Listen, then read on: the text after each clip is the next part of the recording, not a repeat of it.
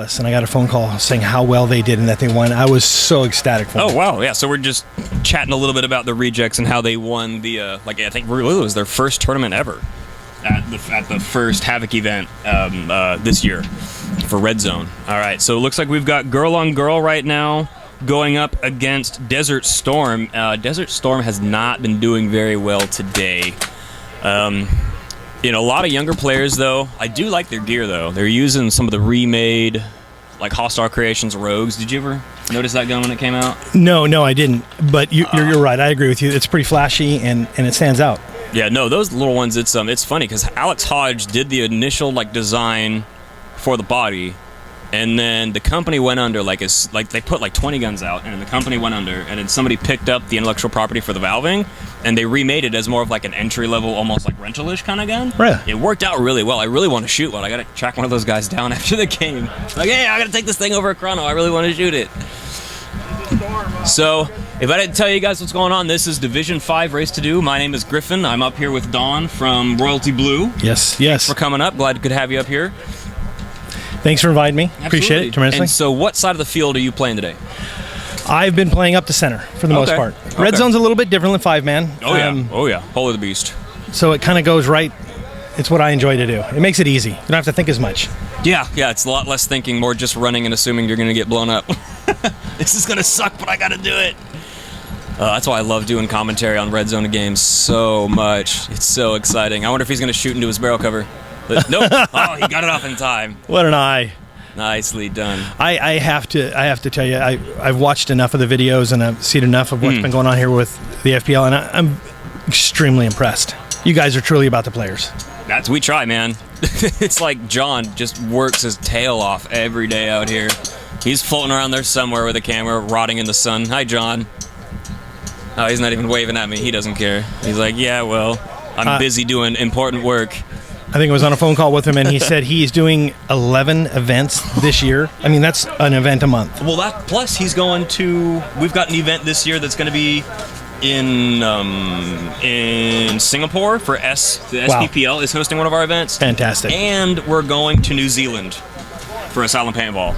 That's going to be. I wish somebody should totally sponsor me and fly me out to those events, please. I will shoot your gun if you send me out there. Hey, Josh from J4. Josh Corey, you should totally send me over there. The Torque showed up on Friday. I've got it.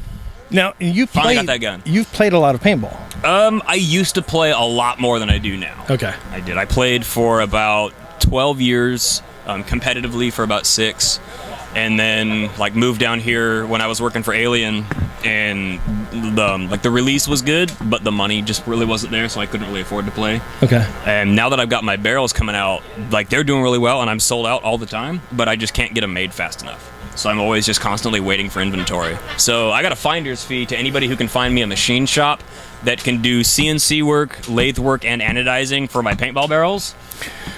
If you can help me get that done, especially stateside, I will pay out pretty heavy. Really? I just cannot keep working with Taiwan. It's too hard to work with. Now, where are you based out of? I am in Washington State. Okay. Yeah, I'm up in, it's actually very similar to this area. It's a deserty little area in the middle of Pacific Northwest. Now, weird. See, you've got to love this. So we've got a tournament going on, and then you have... this is the funnest part. Yes, walk-ons, first-time guys coming out playing, walking right past this. Yeah, well, they look over. They want to see what's going on. Exactly. But they are dressed to the hilt. Oh, yeah. That's hot. That's where it gets super heated, too, because they're all wearing, extra pads and all the camo gear and vest protectors and stuff. Yeah, so it looks like I think they're still working on some stuff on the field. The teams are ready. But if the rec ball game starts first, I definitely want to get some more commentary on that. The last event we had, in between a big break, there was 2 of those going. It was really funny, so we ended up getting some rec ball footage and commentary. I think they were doing the 50 cal stuff, so it was all really younger guys. All right. So what do you know of this team, Girl on Girl? What do you know of them? Girl on Girl, I took a couple of trips with them last year and one earlier this season. It's a die factory team. They work very closely, I believe, with Mike Paxson. Okay. And so it's Allison Young and I know Kelsey, and I've only met a couple of them. I only know a couple of them really well, or not really well, but decently enough. They are very competitive, but they've been at D5 for a while, so they're kind of fluctuating. They had a couple players they wanted to bring on Audrey Eckeroth for this event, but she's ranked D3, so and they wouldn't reclassify her, so she didn't get to play with them this week. There we go. But they do, yeah. It's an all-female squad. I think they've got like one guy that plays with them. Like maybe he even just coaches, but I'm pretty sure I've seen him on the field a few times. We might see him up here today. 30 seconds. All right, so 30 seconds left to the start of the first point, and this is going to be Girl on Girl breaking out on your left and Desert Storm breaking out on the right side of your screen here. So Girl on Girl, they've been doing a lot of consistent like snake off the break, Dorito 1 off the break kind of stuff today. And then Desert Storm, I noticed that they were sending a lot of guys very consistently into like the back kind of 4 cluster. Nothing too crazy. Well, you can see Desert Storm's a newer team. There's no doubt about it. Yep. They're not worried about wearing all the special gear, but they're out here having T-shirt fun. works, man. Yeah, as long as they're having fun. All right. So actually, nice breakout, getting all the way out to the Dorito corner, and then Girl on Girl getting a body into the Snake 1 as well as a body up into the 50 there.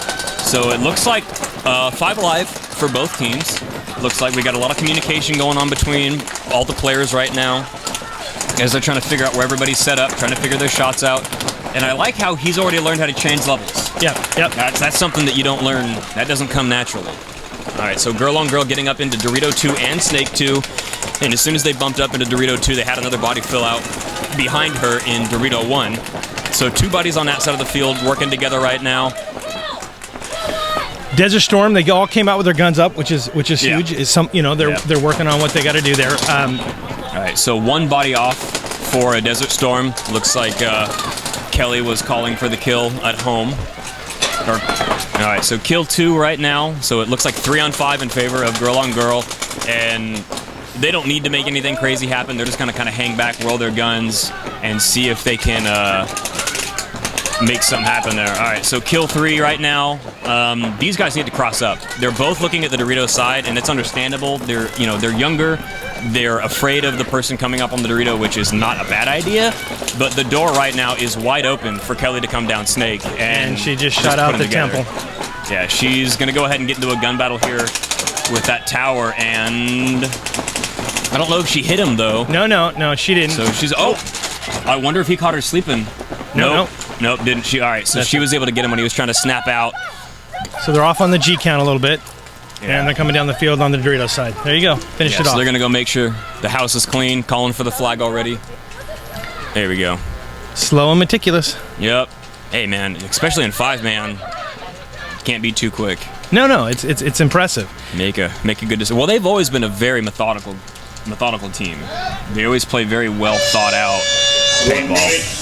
30 seconds. All right, so Girl on Girl gonna go up 1-0 right now with 1:30 left between the start of the next match. So when you're playing up in the 50 there, what kind of shots are you getting out of the center of the field? All right, that's a good point for Girl on Girl.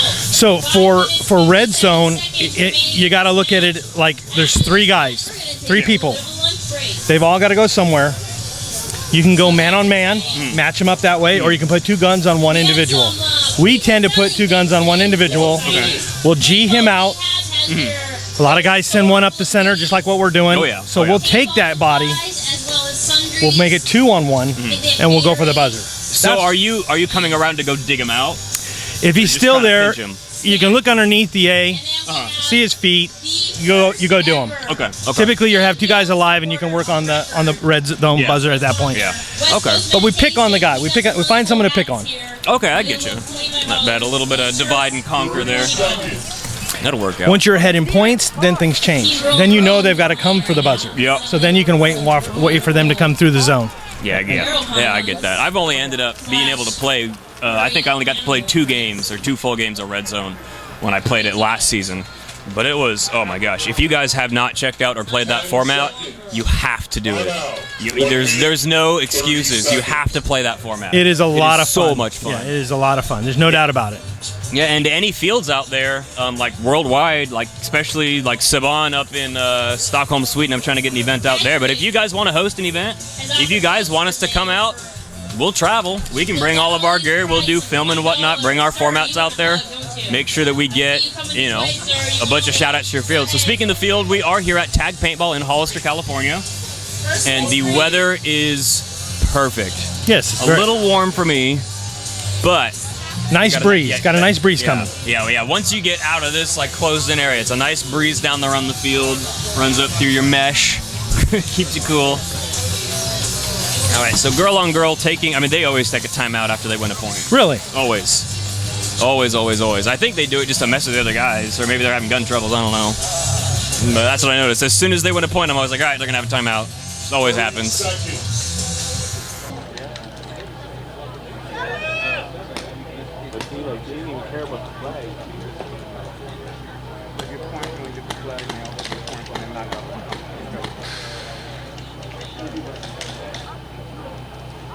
Less people we have shooting at, the easier it is to get 10 seconds. more time. And that's why he grabbed it and watch. All right, so 10 seconds left. We're gonna go ahead. You know, I really hope that Desert Storm can get something to come together right now. There we go. See, guns up. Can't argue with that. There we go. A little bit of confusion over who is going where, but a good cover, good fill out. Still 5 alive. Good communication. It's not bad at all. They're doing everything pretty much right. Yes. Not making any mistakes, but then again, they're going up against a really smart team, so, you know, the paintball gods are going to have to be in your favor a little bit. Hey, but they're living. They're living. All right, so they lost one body, but that was... Commentator's curse. There it was. Yeah, my bad. Oh, there we go. Nice, making a move into the Dorito insert on the snake there. He's going to go ahead and look inside, might be able to catch her sleeping in D1. I don't know if he's got that shot or if the 50's in the way. Shot at the back center. So is there a rate of fire limit for the D5 guys? I believe it is 12.5. Okay. And it you know, it is also ramping too, but these guys, you know, the little bit lower end equipment, they don't have ramping yet, so they'll figure it out. I wondered what that was. I want to go see if I can teach him to walk the trigger a little bit. 5 minutes. Change your game. You know what I mean? Yeah, and that's what it's about. Just trigger training. That's what it's about. Yeah. I remember when I got my first gun that I could do that with. Oh, a little bit of friendly fire going on here for girl on girl. Still shooting at her. That's too funny. All right, so they realized what the situation was. Up 5-0. Oh, I think she did get shot. Oh, she did get shot. And she did it while she was running, too. That's impressive. Team kill. All right, so as long as the referee thumb goes up, it's going to be 2-0, which is all you get in D5. You get 2 chances. Okay. That's it. So this is the end of it, and we're going to bring it on to a little bit of Primus in the break. Sticks to goddamn fast. We'll let you know how long that will be. All right, so we got a lunch break coming up right now, but thanks for tuning in. This is Griffin Spanner signing out at the AFPL HAVOC event number 2 at Tag Paintball in Hollister, California. And again, thank you very much for coming up. Yeah, glad to have you. Maybe you'll have to get up again in the future if we got a spot. Just let me know what you need. Oh, absolutely. Well, thanks for coming up. Nice to meet you. And you guys stay tuned. We should like make a lot of sex puns. We could do that. He just got into the tip of the snake. Just the tip. Moving down the shaft. He's moving down the shaft of the snake.